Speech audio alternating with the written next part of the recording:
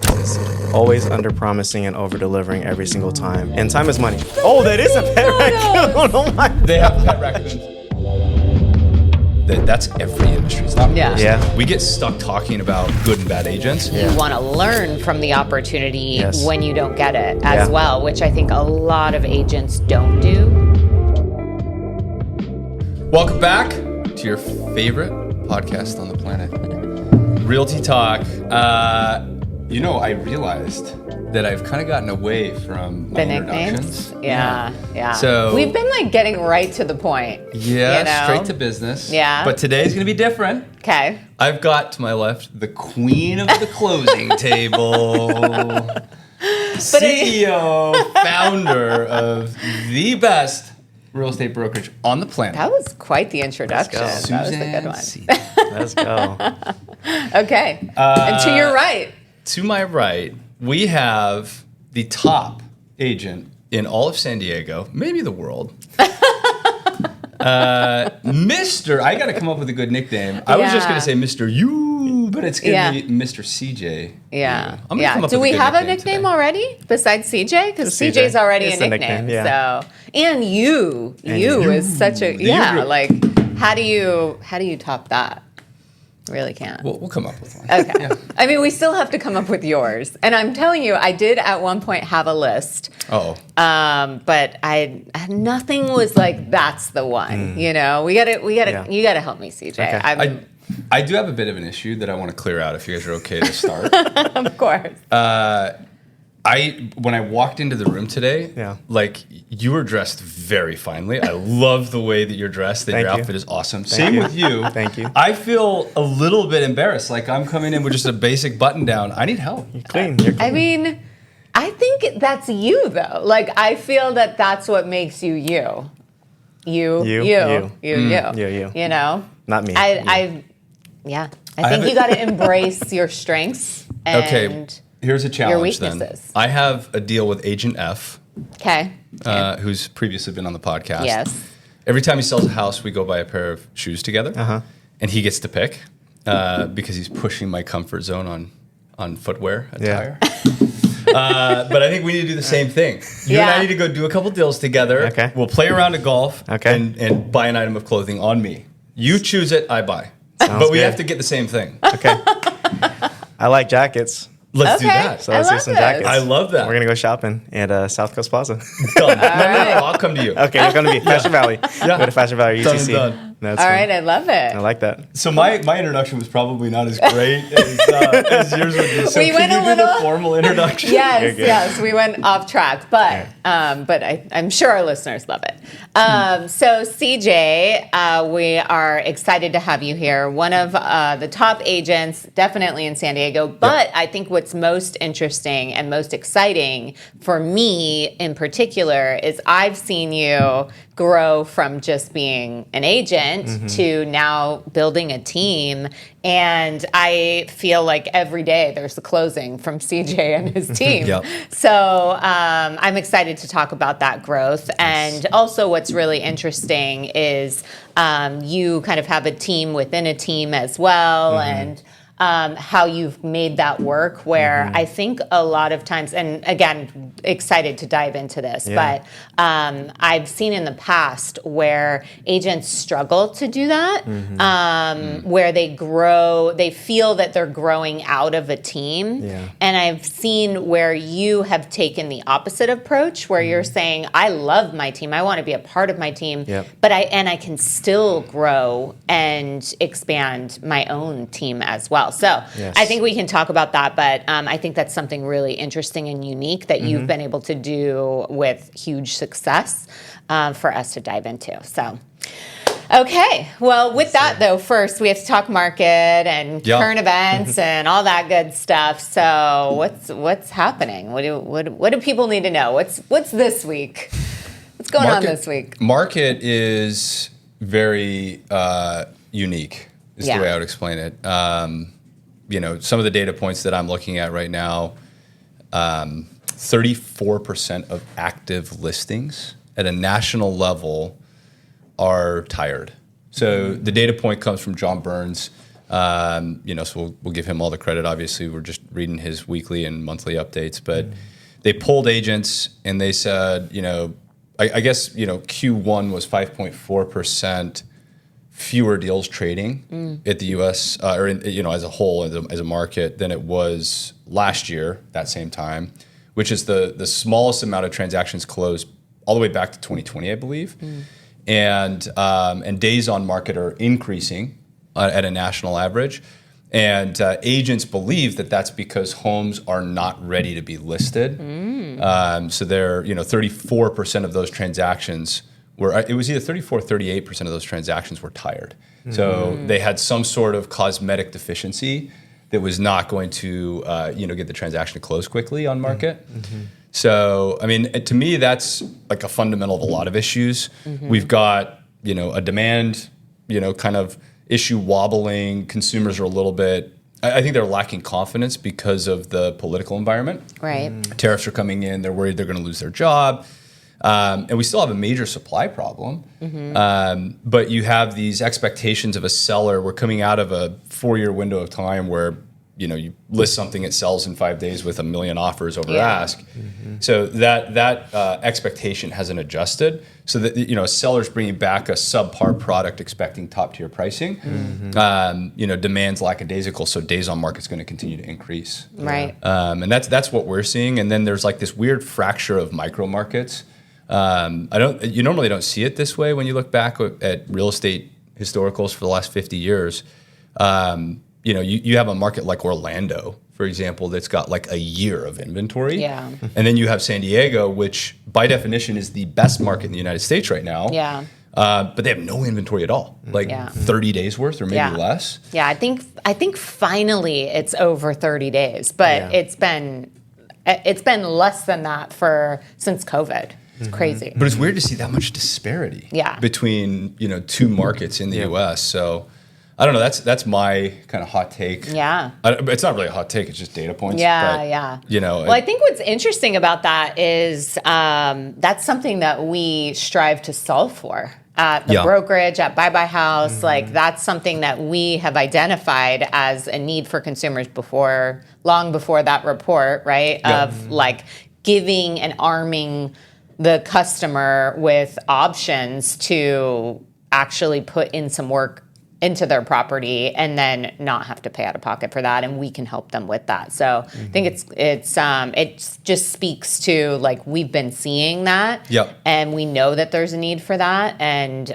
but now it's all across the country. So the average American has less cash on reserve than they've ever had. Like I think in savings less than $400. Oh wow! Yeah. And credit card debt is the highest it's ever been, over like $1.7 trillion, I think. Wow. And so if somebody owns a house and they're kind of like making ends meet, when they go to sell, they don't have 10 grand to go fix the roof or, 30 grand or whatever to go and put in a new kitchen to go and get top dollar. But they're still expecting top dollar. So, I'd pivot that over to you. Like what's your experience been over the last, few months or year in San Diego? And what do you feel about, kind of those metrics and data points? Yeah. So kind of what you're saying, we have about a little over 5,100 homes in the San Diego market that's detached and attached homes as of this past Monday. And so getting closer to the 6,000 mark where it's considered kind of closer to a buyer's market. Different little pockets that I'm seeing in San Diego. Some are flying off the market with multiple offers still currently, like 92129 in the Park Village area, 100 to 200,000 above asking. Wow. With maybe 5 to 7 offers on it, and then there's different markets in a different price point under $1 million. Single family house in Escondido. I finally just sold it yesterday, but that was on the market about 6 months. Wow! So I just sold a Park Village home, multiple offers, 2.2. We just sold that, and then we have one selling at 743. Yeah, a lot more affordable. But that took about 6 months. So when we saw kind of before, it was the story of anything under $1 million was just flying. Yeah. Anything over 1.5 was a lot longer. So what I'm seeing now is just what we've always seen as location is always going to be what separates what's going on in the market right now. We have a Temecula property in the Riverside County. We listed it pretty aggressive, about 30,000 below the last comp, and we have 3 offers in 7 days, where the average days on market is almost double than San Diego. Wow. So it's really how you just price it and kind of the expectations with sellers. I mean, we did renovate that, and helping the seller to be able to do that, to be able to get them top dollar. So that's what I'm seeing in the market right now. A lot of hesitancy, and but still people are making moves, and just depends on the specific zip code. So I don't try to generalize it when I'm talking to my consumers. Location is everything. Not even just the price point, but hey, how specific do you want to be? And I'll be able to cater to that, because it's pretty wide range right now, what I'm seeing. Yeah, we should double click on something you just said, though, because CJ's amazing. He's humble, and he's not going to say these things on his own. But what you just pointed out is that, and from my opinion, if you're a seller or a buyer in San Diego County, you have to call CJ, because you just outlined how you create expectations for your seller to see a successful transaction. Yeah. Right. Where, before we started recording, maybe it's part of it, I don't know if we can edit it in, but we talked about other sellers that just have unreasonable expectations, and agents saying, oh, hopefully we sell it this year. Yeah. That's not the way you operate your business. No. Right. And so if you're really a motivated buyer or seller, I mean, he's here. This is your guy. We'll give you all the details at the end of the clip. He's Yeah. He's ready. Thank you. No, setting expectations are so important. And I think, there are different strategies, right? Like, I am a believer that you price it right, or maybe even a little under, because if you do not have other offers coming in or eyes to the property, like, who are you selling to? So, but I think, there are often times where agents, it's almost like there's an ego thing, or even with the seller, sometimes it's an ego thing, or I mean, and rightfully so, pride of ownership, but I think, education is huge, and it's really important to take that to your seller. Thank you. Yeah. I wonder if it's, not to disagree, but like, I wonder too, with the variance in expectations from a seller, I wonder now if what we're seeing is agents have had a limited amount of inventory to go and list. And so they're becoming desperate because they have less opportunity. So when a seller comes in and says, hey, I will list with you, but this is the number. I think, an average real estate agent might not have the confidence to say, look, I'm not going to take that deal unless you go here. Because I won't be able to succeed for you. And someone like yourself that's actively working on a lot of deals, you don't have to take every listing. No. Is that separating you from your competition, you think? Or do you see that activity happening? Maybe I'm wrong. I have a sense that might occur. Yeah, no, definitely. I see it a lot. And I think for me, it's how I like to operate my business, is always under-promising and over-delivering every single time. And time is money. So if you have someone that is unrealistic with what their expectations are, and maybe it's not a fit, just as much as I'm interviewing for the opportunity to sell their house, they're interviewing me, but I'm also interviewing them. Right. Time is money. Where I could be spending, so much time with the seller where we're actually not going to even sell the home. I say, hey, we might not be the best fit. This is my expectations. I think I'm not the best fit. And I'm just pushing it away. And in that, sometimes I lose the deal, or sometimes when I do push away, they actually say, hey, because you did that, I actually think I want to trust you more. I really want to work with you. So that's what separates me. And because I want to spend time with people that trust me, that I trust them. It's a mutual agreement versus having this tension in the deal. There's already a lot of stress in real estate, and how do we make this as stress-free as possible? And you're dealing with a lot of emotions. I'm a part-time counselor in the deal, therapist. I didn't go through marriage and family therapy, but that's what we're doing. And so how do I give you all the best options? What is best for you? How do we set the timeline? And how do we work backwards from there and move forward? And if we're not a good fit, I have to be able to be okay moving away from it. Right. And when I've walked away, I've actually been blessed with double the opportunity. And so just with that mindset of being unattached, I always want to try to be detached from the outcome. And it's been working out. It wasn't like that in the beginning. Yeah. But that's the headspace I'm in now. And also, I think one thing that you do that I've noticed is you want to learn from the opportunity when you don't get it as well, which I think a lot of agents don't do, where you circle back and you ask, like, hey, can you let me know why, or, what the situation was so that you can be better in the future? Yep. And I think that's so important, because so many times agents are just like, well, and just, and upset, or I didn't want to work with them anyway, but really, I mean, learning from every opportunity to grow. I've seen you do that, and I think it's why you are in the position you're in today. And to your point, it doesn't matter what market it is, what kind of market it is, there will always be an agent that's going to come in and tell a seller that they can sell the property for the price that the seller is asking for.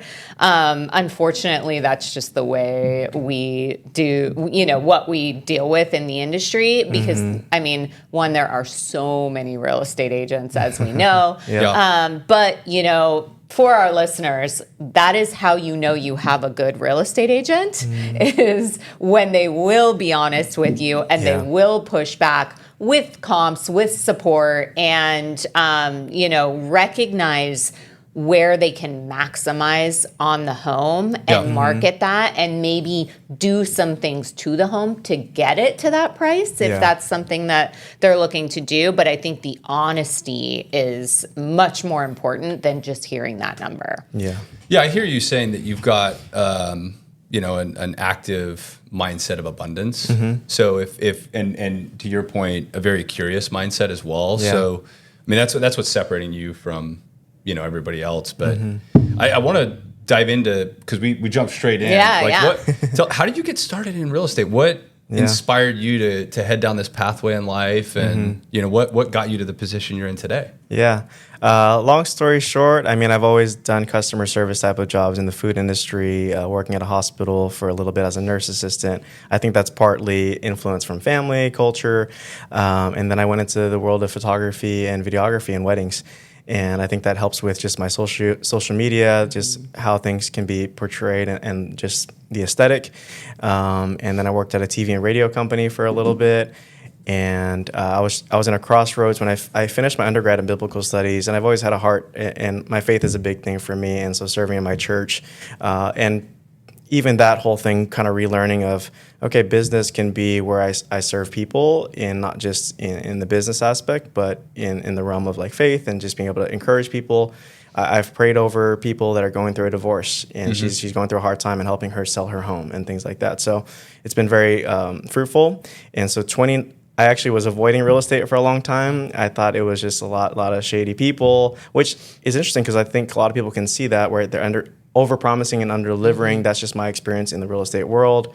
But I got inspired to see it in a different light and a different perspective, that it can be actually really great, and there are great people in the industry, and there are great professionals. But I guess just what my family has experienced before just put a sour taste in their mouth. I'm like, well, how can I give a better taste in people's mouth by serving them in the industry?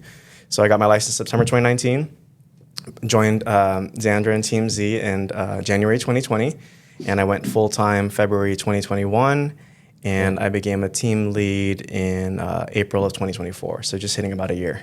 Nice. Yeah. So what kind of, I mean, not that this is what matters, but what kind of volume, do you see your team doing in 2025? For 2025, if I were to just stay on the same trajectory that I'm at right now, I'm about at 48 to 50 mil in personal production. Great.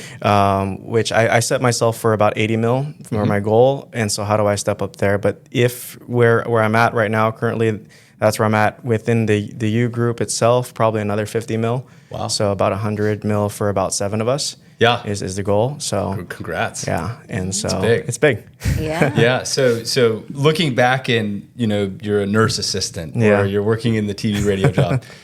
Would you ever have imagined that you'd be in this position at the end of 25, selling $100 million worth of real estate on your team? Not at all. I think, but I was expecting to be like a coffee shop owner, grinding 24 hours a day, 7 days a week, and maybe making ends meet. But I think, and which is great, and I think it helps me to appreciate every job that I've had. Helped me to really appreciate people that are working in that industry, and it's also helped just with my mindset. It's helped with how I interact with people. Work in the hospital, you're dealing with high stress, high emotion, whether it's the patient or the client. Yep. In coffee shop or food, people are hungry or hangry, Yeah. so you're dealing with a lot of emotions. And biggest days of people's lives is a lot of stress, like wedding photography. Like I don't know, I guess I was just the scary part is like, what if you lose your SD card or it? But I never had that. Loss. I was just the confidence. Like I'm gonna get it done. We're gonna make it happen, and we have the systems in place to do it. So, I definitely didn't imagine that. I'd probably be working at a coffee shop or maybe a part owner, but now I am an investor in a coffee company, so that's pretty cool. And that's through real estate. I've been able to invest and partner with a coffee company. Cool. Yeah. So I want to double click on one piece. Yeah. I think part of our responsibility as we talk about real estate on our podcast, it's easy for us to talk about how some agents are great and some agents are bad. But I feel like it's my responsibility to explain that that's every industry. It's not real estate. Yeah. We get stuck talking about good and bad agents. Yeah. But coffee, for example, like I drink a lot of it all the time. And there's days where I go to a coffee shop and it's like, oh, that is a bad cup of coffee. Yeah. And then I go to the same place and I get a great cup of coffee. And, so much of it is just, it's the Pareto effect, right? 80% of the results come from the top 20% of people in any specific industry or role. Yeah. And 20% come from the bottom 80, right? And so our job and now your job is to inspire team members to be in that top 20% and produce 80% of the volume. And so much of it goes back to your mindset, optimism, abundance, transparency. Yeah. What you said that's inspiring to me is, you're a man of faith and you carry that with you in your conversations and you're transparent. Yeah. And I think that ultimately drives confidence in somebody doing business with you because they can sense that you are truly who you are. So you're not, I meet salespeople that actually have like a different voice when they sell, right? Or they have a different way of communicating. Yeah. Like you're authentically who you are. Yeah. And humans are smart creatures. Like they can sense when somebody's not authentic. Yeah. And so that's probably why you are, as successful as you are. But I want to go deeper though, because like what do you think, about your background or about the way you are as an individual has inspired you to think that way? Because every conversation we have with someone like you, we have 4 others with people that are like, oh, the world is so bad. And what if I do lose that SD card? And, that client told me no, and I'm upset and sad about it, and I'm emotional. What makes you think differently? Did you have an event in your childhood that made you that way? Well, I think I should just say it's clear that family is a big part of CJ's life because even today he brought his mom and his sister here awesome. with him. Yes. So let's talk about that a little bit. Yeah, just kind of, going back to, my parents split at 3 years old, but I think that's taught me resilience, and they were able to upbring and, help me in that process. But faith and church has been a big thing in my walk with God and with Jesus has been a huge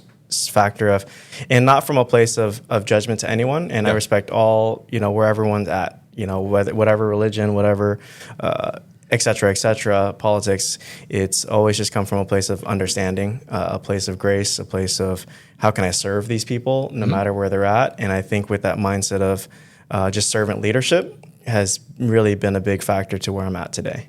It's awesome. And I would also say one thing that I know about CJ is that he is quite the entrepreneur. Like he's always trying to. It's very similar. I mean, we've had a few agents on the podcast, and I think it's funny because we've talked about tenacity being probably one of the most important assets or attributes of a real estate agent. But what I've noticed from our top agents that have been in here and that we've communicated with, they're all like dabbling in other things, and you have that entrepreneurial spirit.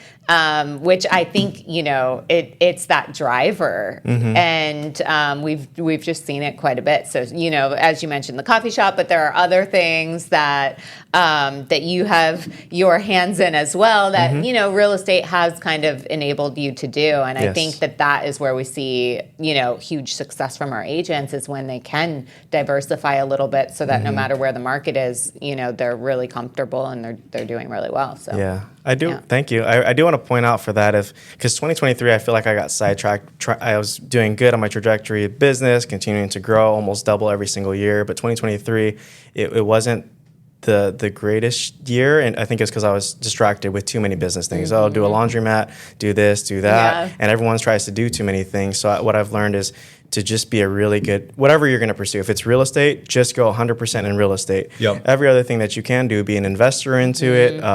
You have to have a good operator because you can do different businesses, but you're not going to grow in your specific business. Real estate is a full-time job. Like anyone that tries to say otherwise is, it's not realistic. Yeah. Real estate is full-time. And I love that you said that because that's actually, I think, just as it's what I have agents in mind that that are in my head right now, where it's like, I love the entrepreneurial spirit, but you have to know your limitations, and as you said, invest and be smart about it because you can get really sidetracked with projects that, I mean, it may never end up working out. So and just for a quick reference, 2022 as trajectories did 21 mil in that year, and then that's 2022, and then 2023 I did about the same, and then 21 million, and then last year I ended up at 38 million. Just by focusing all on real estate. I didn't do any other coaching. I was all in with just Z. I was just coaching with her every week. We were building together, and this year, hoping to hit that 50 mil plus. And I'm still just focused all on real estate and digging deeper with other opportunities and businesses. But I think just deeper in the realm of real estate and having the connection there. So versus doing too many different types of businesses and understanding my limits, setting the right expectations, and being a team lead now is another aspect of it. So I would just encourage people that do something, go all in and be an expert in it, and then maybe you can add the rest to it. So when did you make the coffee investment? I made the coffee investment in 2023. Yeah, and so there's a trend. He started drinking more coffee, and more deals came. Yeah, oh yeah. That's what it is. I have a commercial grade espresso machine at my house. Do you? Yeah, that I make coffee every day. So we got to move on to the next segment. Yeah. But tell us about this coffee investment. What are you doing in that space? Yeah, so it's a great, cool opportunity. So this is a good friend of mine. I helped him buy and sell his primary home, and then that was my first commercial deal because he was at a coffee in La Mesa too, just right next door, and he said, "Hey." Just a relationship. He didn't even actually need me to represent him on the buy side. He had a direct relationship with the owner, and he could have just went straight to him. He said, "Hey, CJ, I want you to represent us," almost like a freebie, which is pretty crazy, and you get compensated. And then in that, I said, "Okay, can I use that commission to, after getting paid, reinvest back into the company?" He's like, "Yeah, I'll give you some shares in the company." And it's not just for that coffee shop. It's the shareholder, so he has that. Plus, he has different restaurants, different speakeasy, a cigar bar, all these things. So I'm a shareholder in the whole holding company versus just one at a time. So he gave me that opportunity. He's speaking my love language. I know. Speakeasy. Food, coffee, cigars, speakeasy. Yeah. It's a crazy opportunity. So it's just relationships are everything, and it's been a great opportunity. Just humbled and thankful for it. Good for you. I love it. Congratulations. Thank you. Okay, well, we're going to play a little game. So, okay. Instead of Homes Gone Wild, first, we are going to talk about, we have kind of gotten away from this a little bit the past few episodes. Yeah. But at times, listeners will submit and agents will submit their wildest stories to us. And Paul usually reads them, and we get to see him processing it as he's reading. It's really fun. But since we have someone boots on the ground who has done a ton of transactions, we thought we'd go right to the source to hear your craziest real estate story. Yeah, I think I do pretty good with temperament and just management with the whole expectation. So it's not too crazy, but I think, I guess it was just whenever you do dual agency, it can get pretty messy if you don't set the right expectations. So I did my first dual agency. I reached out to lender partners and other realtors. Hey, do you have a buyer for my off market? And the lender partner said, hey, I have a buyer that you can actually represent and we'll do a deal. I was like, sweet. Yeah. Make more money. Amazing. It's going to be amazing. It's going to be amazing. This was probably about almost 3 years ago. It wasn't amazing. It's just like, there's a lot of complaints on both sides. Just a lot of like, I gave him all this, and then this guy's like, well, I want to negotiate this, and then so I was like, I'm hard pressed. I'm going to cancel him on it now, and so everyone's just, yelling at me on both ends and I'm like, well, what do I do? I'm trying to please both people, make them happy, and with dual agency now, it's like I always have to set the right expectation of, hey, my fiduciary duty is for the seller first and foremost, and that is my priority. If I'm going to represent you on the buy side, just know, I can give you some inside scoop, but at the end of the day, my priority is the seller. If you're okay with that, then let's move forward. And so now it's okay with those things, but I would just say, not the craziest story, but it's just a lot of that. That was very stressful. Yeah. I would say. Yeah. Okay. I think that you're very lucky. Thankfully. that is your craziest real estate story. Well, but I do have some, but they're in litigation right now. I don't want to talk about it. Okay. There's two that are, there's two crazy stories that I can share. I know about those. Call me back in about 6 months. Exactly. And then when it's all settled, then we can share that story. Fair enough. I think that's smart. Done. So what advice, because you did kind of catapult your real estate career very quickly. Yeah. So what advice would you give to really, whether it's a real estate agent or anyone looking to jump into a new field, about, how you made that, why you made that decision, how you made that decision, and how you've been so successful? Okay, for sure. I would go. It's all about mindset for sure, and just getting that mind right, and the expectation of, hey, whatever industry, especially real estate, 85% of people in the first 18 months they fail in this industry. Yep. So I was able to overcome that going into it. I knew it was going to be hard. I knew I had to have reserves. Just for any business, right? You have to have savings in order to get into it, because you don't want to get into that commission breath thing. It's just worse for your mindset and business, and people can feel that. So putting all these things in place to, having enough savings in place for whatever business you go into in real estate, understanding it's going to be really hard, understanding it could take 6 to 12 months to get your first deal. So when you have all these things in place, it allows you to just be a little bit more relaxed and free. And so the more I'm unattached, the more I'm detached to the outcome and just more focused on the process, it's been really, really helpful. Not to say that there's been times where it's really, really tight, but I like the example of, like, I've just heard, the blessings can't flow if you're holding it so tight. And so when you have your hand open and you think of sand just falling through it, and so when you're just in a relaxed state of mind. I'm about to go to Hawaii this week, and every time I go on vacation, I always get referrals and deals. So I always book a vacation every quarter just to get my mind right. Because people are like, I need to work, and I can't get the opportunity or things now. I'm like, no, I'm going to work hard. I'm going to do a 90-day sprint.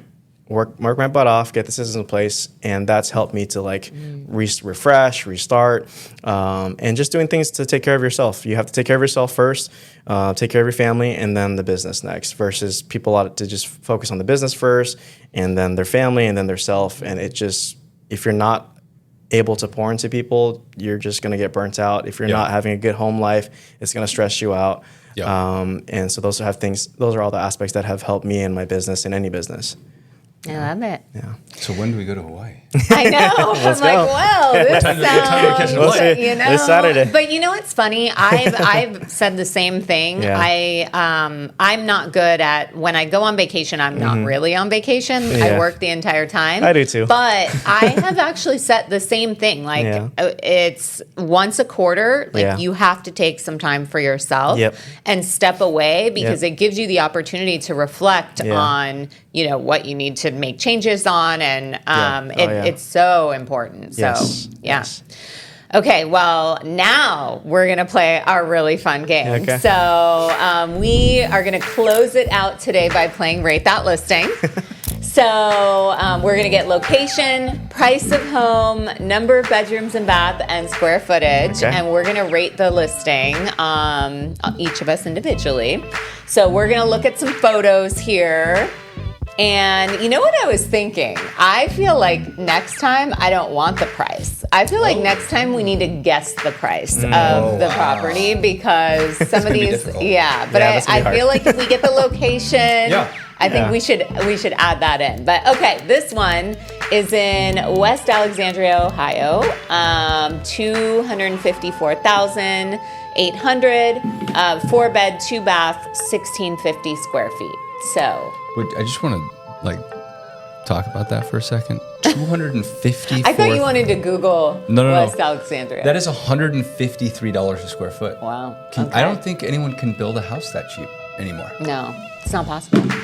Seems like a fixer. Maybe in Ohio. Oh, okay. Maybe we could probably build that one.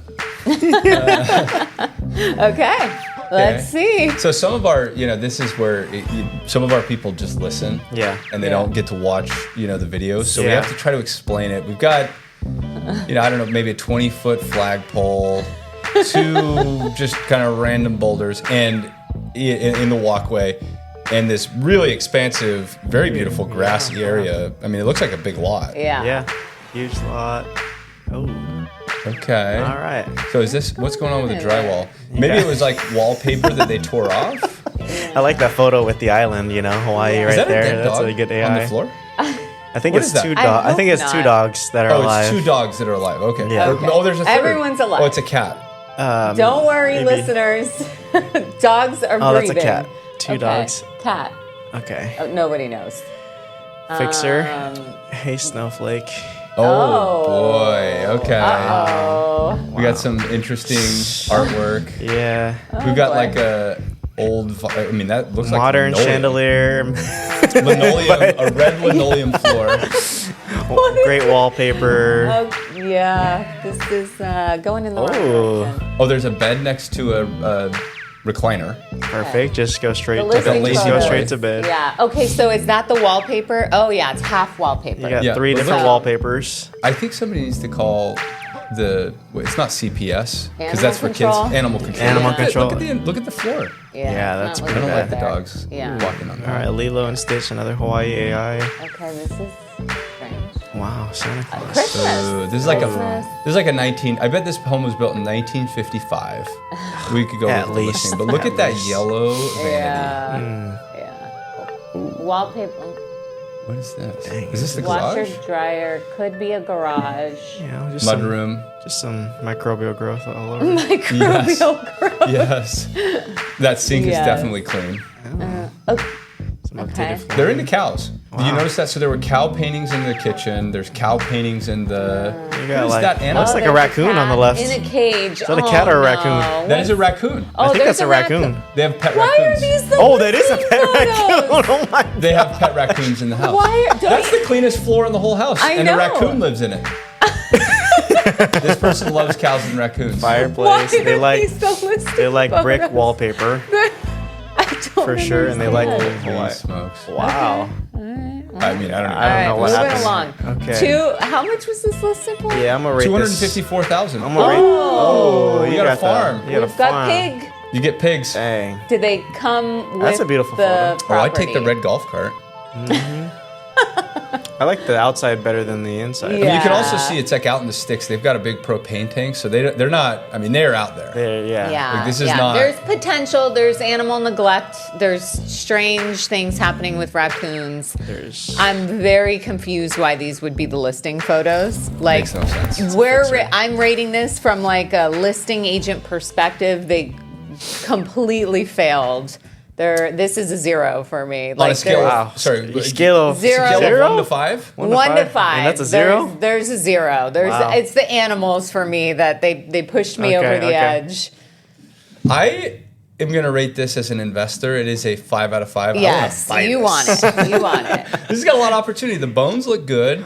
The lot, I mean, Yeah. it could be a beautiful place to live. I think it could be beautiful. Probably rate it.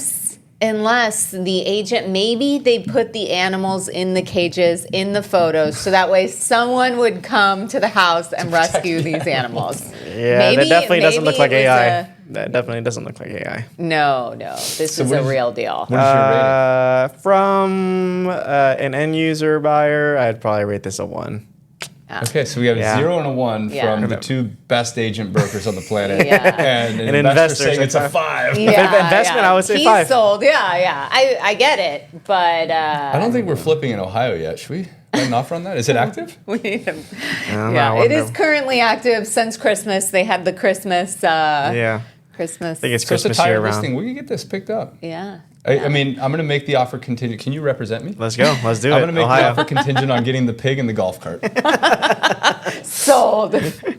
Easy deal. All right. Well, with that, I think that's a wrap. Is there anything else that you feel that you want to share with our listeners? Anything you can think of? I did want to touch. If you wanted to talk through the U group and Team Z thing before we leave. Actually, you're right. Yeah, we should talk about that because I think you have been one of the few. I think I shouldn't say the few, but oftentimes what we see in the industry is some friction when with team leads and team members. A team member hits a certain point and they feel that they need to kind of go off on their own. And we see a lot of friction with that within the brokerage, but even just with the industry as a whole. Yeah. And some of the reasons that I think, contribute there, I would say, there's lack of training in the real estate space in general outside of team leaders or Mentorical, our program, or brokerages that are really going heavy in on training. Yeah. If you don't have that, you're kind of on your own as an agent representing, which again kind of leads to that 80% we talked about earlier, representing people on the most important transaction of their lives, and a ton of money and a ton of stress. And as you mentioned, I mean, there's so much more to it than just buyers, sellers, close, escrow. So with that, I think that there's a lot of friction because it's almost like as an agent, in order to be successful, they often feel like they have to join a team. But then what comes after that, and how did you navigate that, being on a team and now starting your own team? Yeah. So I've been in partnership again with Z since 2020. And she's, give credit where it's due. She's been a huge part of my success and where I'm at today. I wouldn't be where I'm at without her support, without your support over the years, and encouraging me to actually step into the role of leadership. I didn't want to because I've heard it just, it's a lot of work with not a lot of return. But she encouraged me to step into that. So I appreciate that from her. And the concept is just continuing to build together. We've built from the beginning. Let's continue to build now, and let's continue to build in the future. And so I give kudos to the leadership that Z has with that mindset. Because a lot of other leaders and maybe other brokers, and why people leave to other things is, hey, let me build you up, and then after that, I'm just going to sit back and never work and continue to build with you. And so that's why people can be like, okay, well, if I'm not growing with you, then I can just do it on my own. And so ever since the beginning, I've always continued to grow and grow deeper in my relationship with Z, in our business relationship. And, she's also open.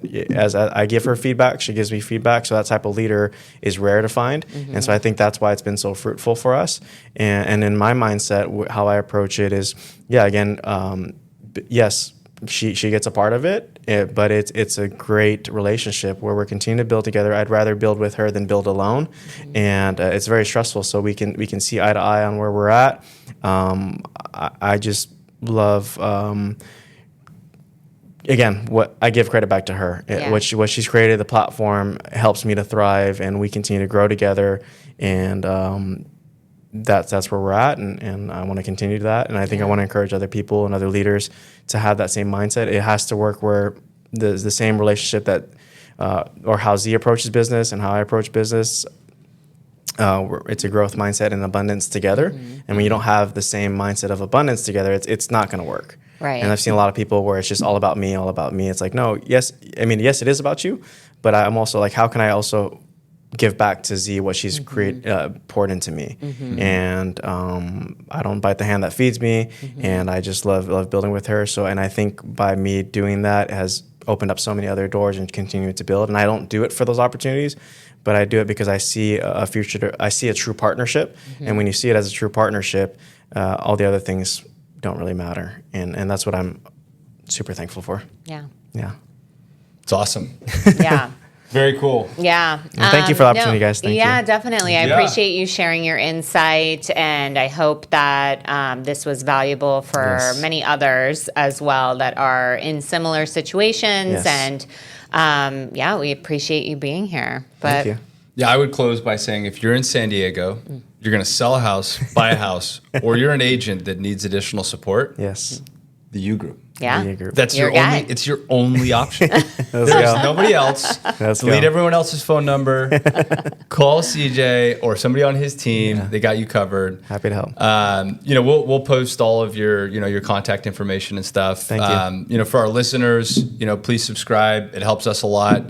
We appreciate everyone listening. This is what gives us the opportunity to continue to put out content. But I'll close with just saying that, for us, I don't want to speak for you, but for me and us, we talk a lot about it. It's incredibly inspiring to see someone like yourself take the actions that you're taking on a daily basis with the level of integrity that you bring to the business. I'm honored to get to work with you and to get to interact with you and just deeply appreciative of what you shared today. I think what's happening, but you're inspiring other people to be better on a daily basis, and that's inspiring to us. And so we're just really grateful for everything you're doing, and we can't wait to hear all these gory stories in 6 weeks. Yeah, exactly. or 6 6 months. Yeah. Hopefully. But Yeah. Cool. Cool. Thank you guys. Okay. Well, that's a wrap. We'll see you next time.